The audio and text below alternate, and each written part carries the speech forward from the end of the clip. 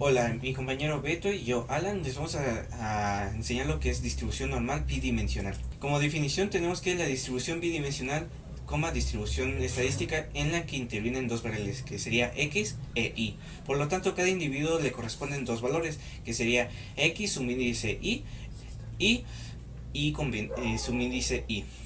Estos dos valores se pueden considerar como coordenadas en un punto x subíndice y subíndice y, representado en un diagrama cartesiano, así como cada individuo a la distribución le corresponderá un punto, y toda esta distribución se verá representada mediante un conjunto de puntos. A continuación vamos a ver un ejemplo de la distribución normal bidimensional, que en general la idea de distribución bidimensional es el hecho de presentarla en un plano, y para eso vamos a ocupar con la ayuda de la tabla, que serían calificaciones de matemáticas y de álgebra, para poder graficar, que en este caso las calificaciones de matemáticas se reflejarían en el eje de las X del plano cartesiano, y las calificaciones de álgebra en el eje de las Y. Como podemos ver, cuando en matemáticas sacamos 2, en álgebra tenemos una calificación de 1, y así es como lo representa el primer punto. Cuando tenemos 3 en matemáticas, en álgebra tenemos también 3, y igual se representa en el punto escalando de aquí hacia acá 3 y de hacia arriba 3, ¿no? 3 unidades. Y así sucesivamente con todas las calificaciones con respecto a la tabla, ¿no? Y con esto, gracias a esto, podemos más o menos estimar la calificación que podemos tener, ya sea en álgebra o en matemáticas, con ayuda de la contraria. Es decir, que si por ejemplo yo saqué digamos, 5 en matemáticas, en álgebra lo que corresponde hacia arriba sería un 4. Y pues eso es lo que podemos observar en la tabla, tanto en la tabla como en el gráfico.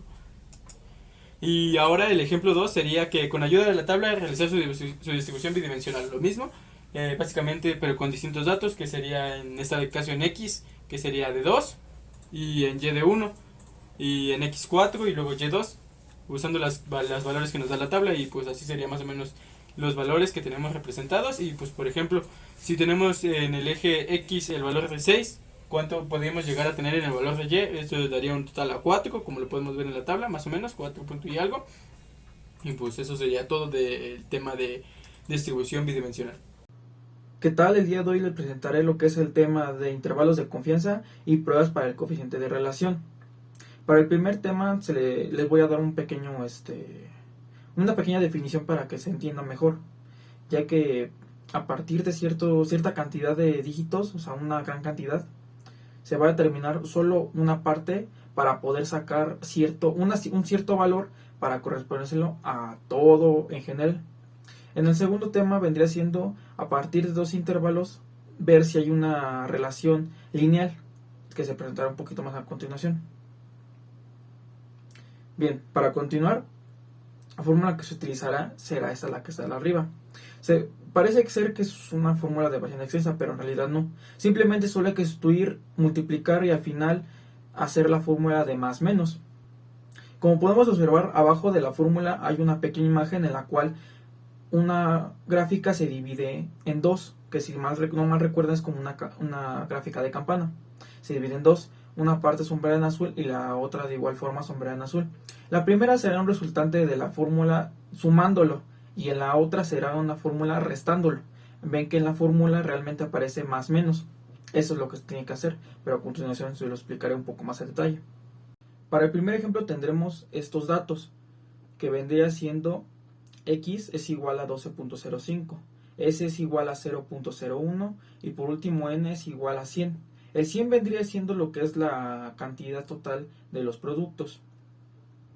En la parte de abajo hay una pequeña fórmula en la que se puede generar lo que es el signo, que es un tipo infinito entre 2, que eso ya vendría saliendo directamente de la distribución normal. Aparte, el ejemplo en el que yo me basé ya venía por determinado, o tendría que venir por determinado, lo que es el 95% que viene en la M, que es igual a la fórmula. Como lo había comentado al principio, simplemente solo se tiene que sustituir lo que vendría siendo los valores, y al final, cuando se tiene 12.05, se tiene que sumar y restar por la cantidad que nos haya dado la operación del lado derecho. Esos dos dígitos vendría siendo lo que les había comentado, que es el lado izquierdo y derecho, que vienen sombreados con el color azul. Para el segundo tema tengo lo que es esta fórmula en la cual se va a utilizar. Igual, a simple vista se ve demasiado extensa, pero al final al cabo simplemente solo lo que vamos a tener que realizar es pura sustitución. Pero bien, continuemos. En la parte de abajo vendría siendo lo que tendría que acabar siendo la gráfica, como lo había dicho, lineal, de que tiene que ver una comparación. Para que no nos confundamos y nos vayamos entendiendo, lo que viene siendo en la parte izquierda es la parte superior de la fórmula y la parte derecha, que está aquí arriba, es la parte de abajo. Bien, lo único que se tienen que realizar es a partir de los datos que tenemos en la tabla, que está al principio, casi abajo del título. Tenemos que empezar a realizar la fórmula, empezar a sustituir como ya habíamos dicho. Al final al cabo, en la parte de arriba nos quedará un 30 y en la parte de abajo nos quedará un 30. Para esto tendremos que dividir, o sea, realmente hacer toda la fórmula. Nos dará un resultado de 1. ¿Qué esto es lo que significa? Lo que significa es de que realmente hay una relación. Y como yo lo había comentado, en la gráfica que está abajo de la fórmula tendrá que quedar de esa forma, en la que una forma lineal juntando del valor del intervalo X y el intervalo Y. Muchas gracias, eso sería todo por mí. A continuación, mi compañero Hernández Martínez Jesús y su servidor Hernández Vázquez Milton Josué vamos a explicarles el tema de errores de medición. Bueno, ¿qué son los errores de medición? Bueno, es la variación que se acepta como inevitable al comparar una magnitud con su patrón de medida. El error de medida depende de la escala de medida empleada y tiene un cierto límite. Bueno, para este error hay varias generalidades. En la estadística le interesa estudiar las poblaciones que poseen variaciones entre sus datos de estudio.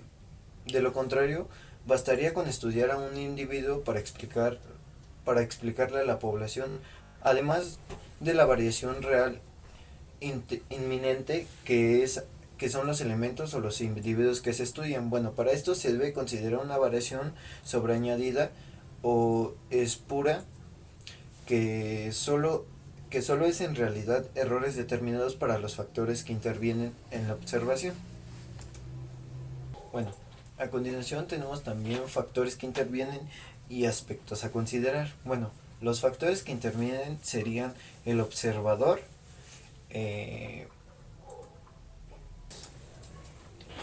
bueno, a continuación diremos los factores que intervienen y aspectos a considerar. Bueno, los factores que intervienen serían el observador, el método de observación y el objeto o elemento observado. Bueno, los aspectos a considerar serían los errores de medición, que determinan que ninguna medición es absolutamente exacta. Bueno, otro sería que lo anterior se debe tomar en cuenta cuando se comparan dos o más observaciones, con el fin de no dar mayor importancia a la existencia de pequeñas diferencias, las cuales pueden observarse simplemente al proceso de medición utilizado. Pasemos al ejemplo. Bueno, como primer ejemplo nos dice que si un paciente mostró un primer examen sanguíneo que tenía 4 millones de glóbulos rojos por milímetros cúbicos y luego de un tratamiento con drogas antianémicas mostró un segundo examen que señala que tiene 4.002.000 de glóbulos rojos, podemos considerar que parte de esta diferencia se debe a errores de análisis. Por lo tanto, solo la medida en que tales errores pueden controlarse podrá conocerse la verdadera variabilidad que intentamos medir. Bueno, para esto tenemos varios errores dependientes del observador que pueden ocurrir dentro de este problema planteado, que serían el grado de preparación o entrenamiento, que sería el estado físico, el exceso de trabajo y las condiciones ambientales del trabajo. Hola, ¿qué tal? Yo soy Jesús y dado el ejemplo número 1 vamos a pasar al ejemplo número 2. Bien, para ello tenemos que a un grupo de 5 expertos radiólogos se le entregaron en 2 oportunidades diferentes, separadas una de la otra por un lapso de 2 meses, las mismas 1256 radiografías del tórax. Esto es con el fin de diagnosticar la tuberculosis pulmonar. Bien, ahora leído esto tenemos la siguiente tabla, en donde para nuestra primera columna vamos a tener a los 5 expertos radiólogos que van a ser representados como nuestros observadores y van a ser representados pues con las letras A, B, C, D y E. Ahora bien, el número de radiografías declaradas positivas van a ser durante 2 lecturas, que son las 2 oportunidades que tuvieron estos expertos durante este lapso de 2 meses. Para nuestra primera lectura vamos a tener que para A tenemos 118, para B 59, para C 83, para D 96 y para E 106. Para nuestra segunda lectura en A vamos a tener 139, en B vamos a tener 78, en C vamos a tener 88 y en D 69. Para E 88 igualmente. Entonces, ¿esto qué nos quiere decir? Pues que bueno, como podemos ver tenemos 5 expertos radiólogos que serían nuestros observadores, y en este lapso de 2 meses pues todas esas radiografías pues las identificaron o las analizaron durante estos periodos de tiempo. ¿Y esto qué quiere decir? Pues que los errores dependientes del método de observación, en donde todos los métodos de observación tienen errores pues de mayor o menor importancia, y pues esto nos quiere indicar que de ahí surge la preocupación científica por mejorarlos o cambiarlos por otros más convenientes, ya que pues en este lapso de 2 meses se generaron distintas valores en nuestras lecturas, como podemos apreciar en la tabla, por lo que al realizar pues nuestros debidos análisis, esto debería ser nuestro error calculado.